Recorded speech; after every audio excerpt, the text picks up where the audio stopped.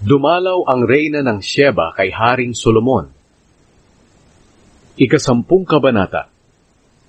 Nang marinig ng reyna ng Sheba ang pagiging tanyag ni Solomon na nakapagbigay ng karangalan sa Panginoon, pumunta siya kay Solomon para subukin ang karunungan nito sa pamamagitan ng mahihirap na tanong.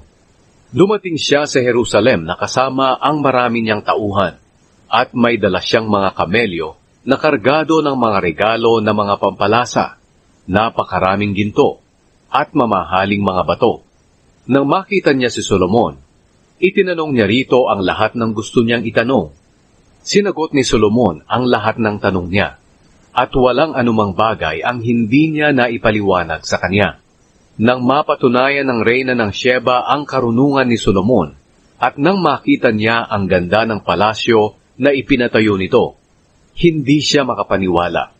Ganoon din nang makita niya ang pagkain sa mesa ng hari, ang pamamahala ng kanyang mga opisyal, ang paglilingkod ng mga utusan na may magagandang uniforme, ang mga tagasilbi ng kanyang inumin, at ang mga handog na sinusunog na inialay nito sa templo ng Panginoon.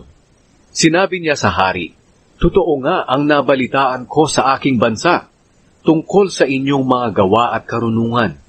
Hindi ako naniwala hanggang sa pumunta ako rito at nakita ko mismo. Ang totoo, wala sa kalahati ng nabalitaan ko tungkol sa inyo ang nakita ko.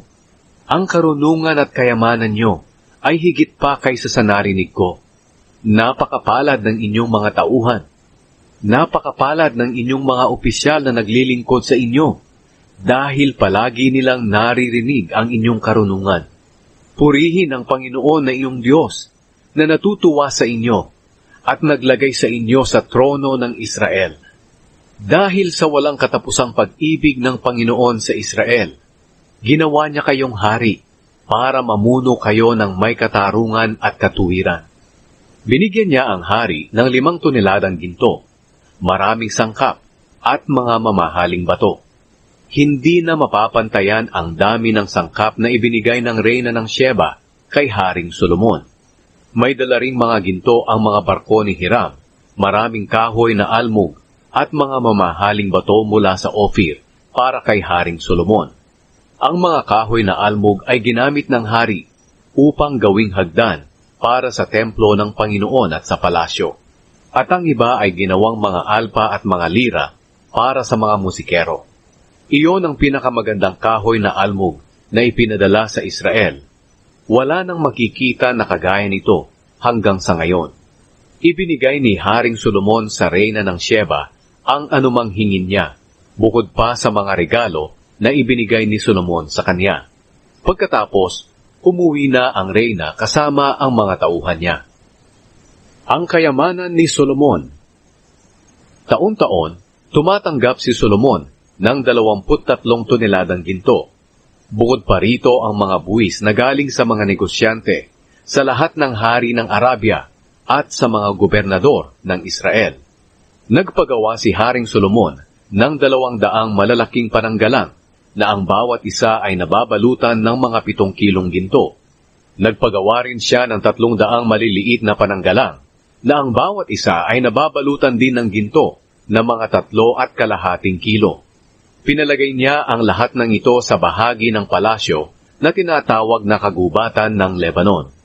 Nagpagawa rin ang hari ng isang malaking trono na gawa sa mga pangil ng elepante at binalutan ito ng purong ginto.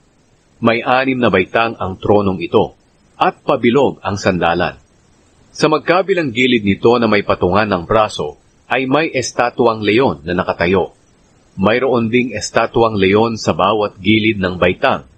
Ang estatwang leon sa 6 na baitang ay 12 lahat. Walang trono na katulad nito, kahit saan mang kaharian. Ang lahat ng kopang inuman ni Haring Solomon ay purong ginto, at ang lahat ng gamit sa bahagi ng palasyo na tinatawag na kagubatan ng Lebanon ay purong ginto rin. Hindi ginawa ang mga ito sa pila, dahil maliit lang ang halaga nito ng panahon ni Solomon. Si Solomon ay may mga barko rin na pangkalakal na naglalayag kasama ng mga barko ni Hiram. Ang mga barkong ito'y umuuwi isang beses sa 3 taon na may dalang mga ginto, pilak, pangil ng elepante, at malalakit maliliit na uri ng unggoy.